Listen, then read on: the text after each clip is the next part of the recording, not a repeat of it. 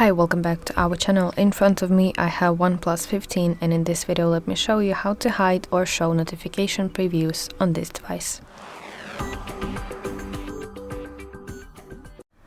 So in order to show or hide all notification content on your lock screen, let's go to settings, and you want to go to notifications and quick settings section, and now let's select lock screen, and at the top part of your screen you will see an option show lock screen notifications, and you can turn it on or off depending on your what you want.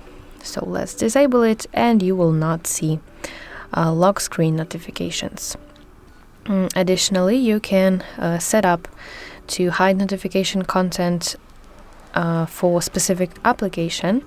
So go to notification and quick settings section, and now if you scroll a little bit down to app notifications, let's go to some kind of specific application that I want to hide or show my notification previews, for example Facebook.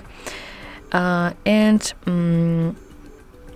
you can see, it's disabled, but if I tap allow notifications, I will see an option to hide notification details on lock screen, and if I want to hide them I will turn it on, and if I want to see notification details on my lock screen I will have to disable this option.